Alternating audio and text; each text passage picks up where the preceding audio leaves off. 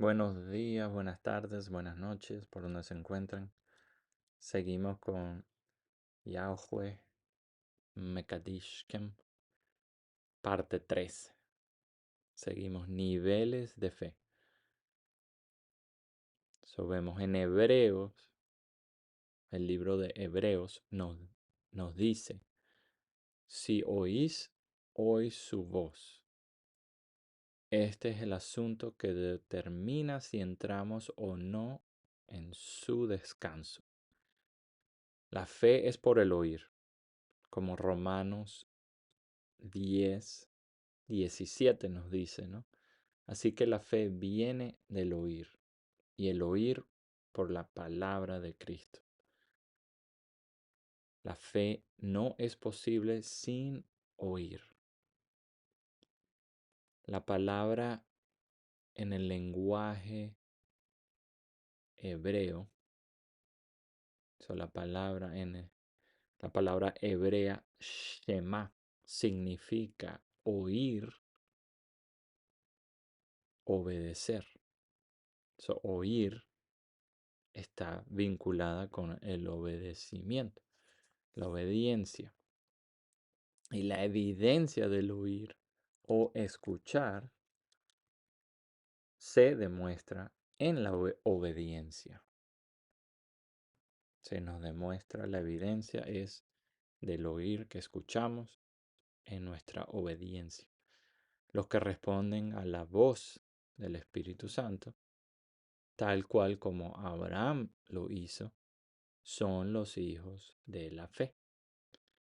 La conexión entre oír y obedecer está ilustrado en la parábola de Jesús sobre los dos hijos, en Mateo 21:28. Mateo capítulo 21, verso 28. Dice, ¿qué les parece? Una vez un hombre que tenía 2 hijos le dijo a uno de ellos, Hijo, hoy tienes que ir a trabajar a la viña. El hijo contestó, no quiero ir. Pero más tarde cambió de idea y fue. Lo mismo le dijo el padre al otro hijo, que le contestó, sí, padre, iré. Pero no fue. Díganme, ¿cuál de los dos cumplió el mandato de su padre? Escuchar es obedecer. No hay uno sin el otro. También hay más que un nivel de fe. Pablo nos dice en Romanos capítulo 1, verso 17, que se nos revela esa fuerza salvadora de Dios mediante una fe en continuo crecimiento. Eso es muy bonito porque tenemos la esperanza de que nuestra fe está creciendo, sigue creciendo mientras más estamos yendo a la palabra de Dios y oyendo la palabra. Es un proceso de maduración. Yo mismo, seguro muchos de ustedes lo están viviendo personalmente. Cuando a veces sentimos que no tenemos fe o esto, lo otro, que estamos dudando,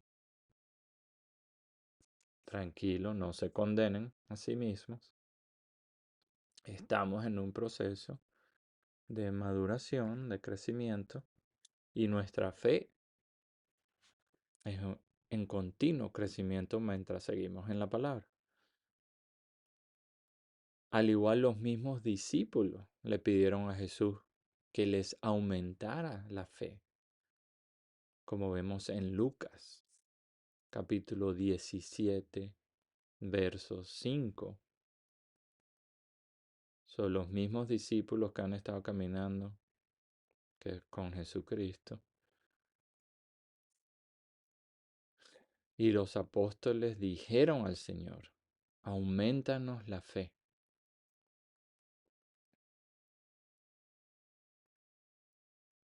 aumentanos la fe. Jesús también habló de la fe siendo como una semilla de mostaza. En Marcos capítulo 4, verso 31 también. La cual, como una semilla, ¿no? Puede crecer.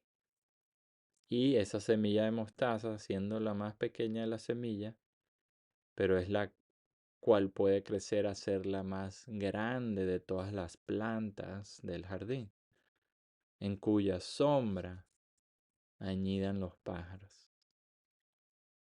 Aquí llegamos a concluir que hay tres niveles principales de fe, uno para cada una de las fiestas: Pascua, Pentecostes y Tabernáculo. En la fe de Pascua, o la fe de Pascua, es del tamaño de la semilla de mostaza, la cual, a pesar de su miniatura, es posible de mover montañas, como lo vemos en Mateo capítulo 21, verso 21. Es la fe cual cree en que Dios tiene poder para cumplir lo que promete. Referencia a Romanos capítulo 4, verso 21. La fe de Pentecostes es de un orden más alto, porque se multiplica con las experiencias de nuestro viaje por la selva, o por el monte, el desierto. A Dios le interesa más nuestro crecimiento que nuestras fallas o victorias. Y la fe de tabernáculo es el nivel más alto, porque significa estar en completo acuerdo con lo que hemos escuchado de Dios. La fe de Pentecostes puede obedecer aunque la carne está en desacuerdo con Dios. La fe de tabernáculo está de acuerdo con Dios y responde sin ninguna resistencia alguna. Cuando la fe de tabernáculo está madura y completa, entonces es cuando entramos en su descanso. Hasta que eso no suceda, nuestro nivel de descanso está incompleto y limitado. Aquí vemos, para repasar, los tres niveles de fe van alineados con las tres fiestas: Pascuas, Pentecostes, Tabernáculo. Es un proceso de maduración, ¿no? Van madurando. Al entrar en tabernáculo estamos en acuerdo con Dios totalmente, sin ninguna resistencia. Y ahí es donde estamos entrando a su descanso.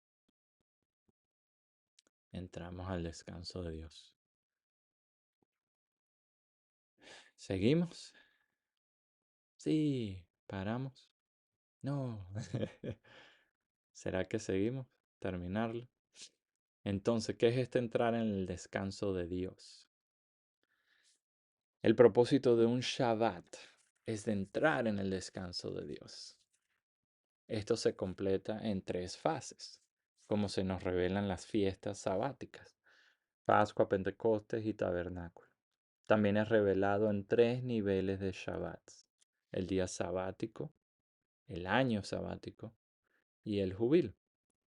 Estos niveles están correlacionados con las tres fiestas, como vemos en Hebreos, el libro de Hebreos, capítulo 4, verso 10. Hebreos 4, 10. ¿Qué nos dice? Pues el que ha entrado a su reposo, él mismo ha reposado de sus obras, como Dios reposó de las suyas. Esto está en la Biblia de las Américas, esa versión. Vamos a ver la Reina Valera 2020, porque el que ha entrado en su reposo también ha reposado de sus obras, como Dios reposó de las suyas. Procuremos pues entrar en aquel reposo para que ninguno caiga imitando el mismo ejemplo de la desobediencia. El autor se está refiriendo a la revelación del profeta en Isaías, capítulo 58, verso 13. Isaías, capítulo 58, verso 13 y 14. Vamos a leer en la Reina Valera. Si detienes tus pasos el sábado para no hacer tu voluntad en mi día santo, sábado, Shabbat, se traduce, y llamas al Shabbat mi delicia, día santo y glorioso del Señor, y lo veneras sin andar en tus propios caminos, ni buscar tu voluntad, ni pronunciar palabra. Como lo vemos en la más moderna, Dios habla, la Biblia, Reina Valera 95, 1960. Pueden ver sus diferentes. Si retrajeras del día de reposo tu pie, de hacer tu voluntad en mi día santo, y lo llamares delicia, santo, glorioso de Jehová, y lo venerares, no andando en tus propios caminos, ni buscando tu voluntad, ni hablando tus propias palabras. Jesús nos dice, refiriéndonos a este verso, en otras palabras, debemos seguir el ejemplo de Cristo, haciendo solo lo que vemos a nuestro Padre hacer y hablando solo lo que hemos escuchado de nuestro Padre. En Juan, el libro de Juan, capítulo 8, verso 28, 8, verso 28, nos dice, aquí Jesús añadió, cuando levantéis al Hijo del Hombre, entonces conoceréis que yo soy y que no hago nada por mí mismo, sino que hablo de las cosas que me enseñó el Padre. Porque el que me envió está conmigo. Porque el Padre no me ha dejado solo, porque yo hago siempre lo que le agrada.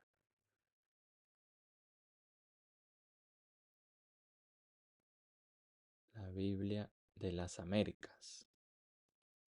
Por eso Jesús dijo, cuando levantéis al Hijo del Hombre, entonces sabréis que yo soy y que no hago nada por mi cuenta, sino que hablo estas cosas como el Padre me enseñó, y el que me envió está conmigo. No me ha dejado solo, porque yo siempre hago lo que le agrada. Otra vez en Juan capítulo 14, verso 10. Jesús dice, ¿no crees que yo estoy en el Padre y el Padre en mí? Las palabras que yo os digo, no las hablo por mi propia cuenta, sino que el Padre que mora en mí es el que hace las obras.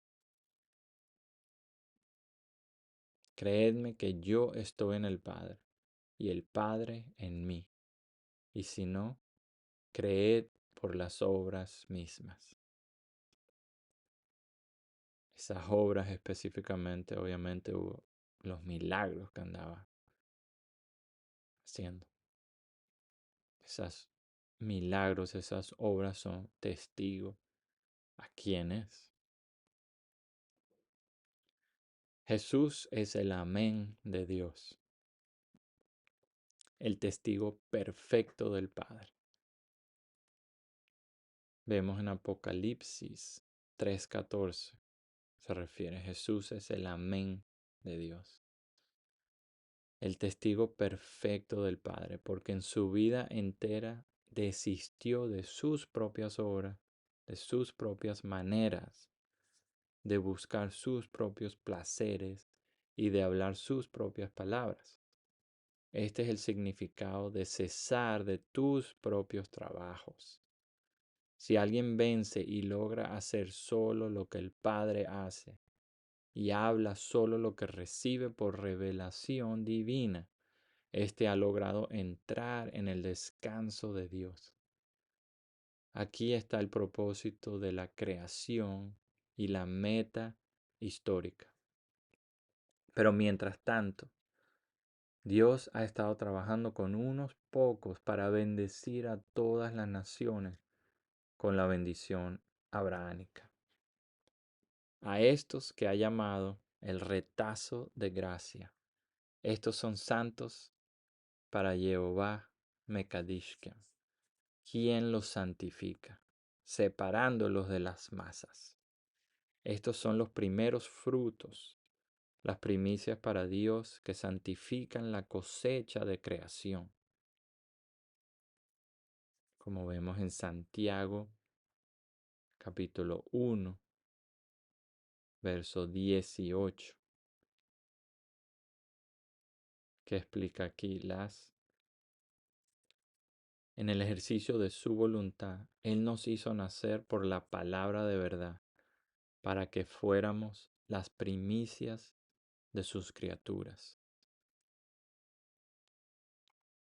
Pablo también nos dice en Romanos capítulo 11, verso 16, si la primicia es santa, también lo es toda la masa, y si la raíz es santa, también lo son las ramas.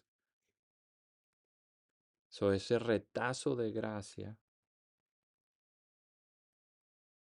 porque Dios ha estado trabajando con unos pocos, con ese retazo, para bendecir a todas las naciones, la cual es la bendición abrahámica, el mandato abrahámico. Si esa primicia es santa, también es toda la masa y la raíz.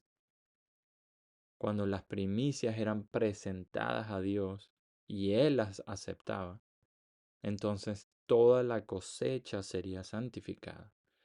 Las primicias representaban el resto de la cosecha. Así que cuando las primicias eran pronunciadas santas, toda la cosecha también se santificaba, dejando que la gente recogiera y comieran del resto de la cosecha. Cristo fue la primicia de la cosecha de cebada en el tiempo de la ofrenda de gavilla. Eso fue cuando tenía que venir el sacerdote del tiempo, que cortaban, ¿no? La ofrenda de gavilla era como un retazo de la cosecha y la tenían que como mostrársela a Dios. En inglés es el wave, sheaf offering.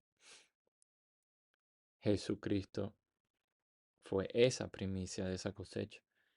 La iglesia debería haber sido la primicia de la cosecha de trigo en el Pentecostés para santificar a toda la creación. Pero no todos los creyentes dejaron que el bautizo de fuego les quitara la levadura, como es requerido por la ley en Levítico capítulo 23, verso 17. Ese bautizo de fuego fue el Espíritu Santo cuando les cae a los 120 que estaban ahí presentes y no a toda la gente. También fue un retazo de gracia, una primicia. Así que solo un retazo de gracia o de vencedores califican para ascender al siguiente nivel como primicias de la fiesta de tabernáculos. Aquí vamos ya concluyendo, ok. Y ahora acudiendo a Jehová Mekadishkem. ¿Cómo acudimos a nuestro Dios santificador? Todos los que aspiran a ser vencedores deben buscar aprender a escuchar la voz de Dios sin ídolos en el corazón. No escuchar la voz de hombres. No ir a la iglesia, el edificio, una vez a la semana, el domingo, y escuchar a un hombre hablar, ¿no? Hay que buscar escuchar la voz de Dios. La voz de Dios es su palabra, está en la palabra. La palabra es Jesucristo. Es la palabra hecha carne y hueso. Y quitar ídolos de nuestro corazón que nos impiden escuchar la voz de Dios. Un ídolo puede ser cualquier cosa. Puede ser tu identidad en el trabajo, si tienes un buen trabajo, estás haciendo dinero, tus carros, lo que sea, tu ropa. Son ídolos, son dioses falsos. Para escuchar la voz de Dios, primero pidámosle que derrumbe todos esos ídolos que tengamos que los exponga, nos los haga ver claramente qué ídolos tenemos y que nos los tumbe para poder escuchar la voz de Dios claramente. Explicamos idolatría del corazón. El señor Dr. Jones, en un libro, el capítulo 2 del libro Escuchar la voz de Dios, nos explica la idolatría del corazón. Vencer esa idolatría del corazón y afinar nuestros oídos es evidencia de la maduración espiritual. El retazo de gracia ha recibido revelación, la cual les ha abierto los ojos, oídos y corazones, cuando los demás fueron endurecidos. Como vemos en Romanos, es una referencia a Romanos capítulo 11, verso 7 de la Reina Valera 1960. Pablo dice que tengamos que, pues, lo que buscaba Israel no lo ha alcanzado, pero los escogidos sí lo han alcanzado, y los demás fueron endurecidos. Así que debemos acudir a Yahweh Mekadishkem para que nos madure de tal manera, de poder alcanzar nuestra vocación santa como parte del retazo de gracia.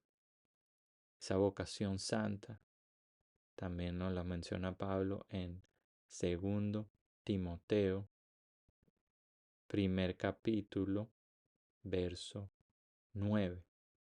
2 Timoteo, primer capítulo, verso 9.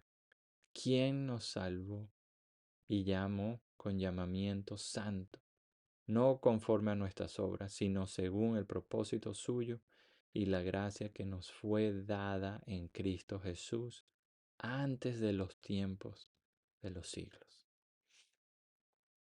¿Quién nos escogió?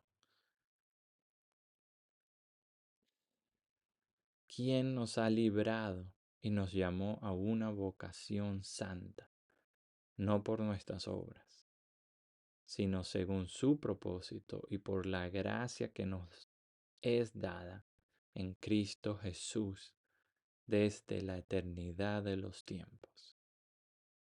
Amén, amén, amén. Luchemos, quizás no es lucha, pero pidamos, queremos ser parte de este retazo de gracia, llegar a escuchar la voz de Dios claramente, tumbar a los ídolos del corazón. Y bueno, se les quiere mucho. Aquí concluye Yahweh Mekadishkem, la parte 3, final, conclusión. Seguiremos después con más videos sobre los nombres de Dios. Bendiciones. Adiós. Chao, chao.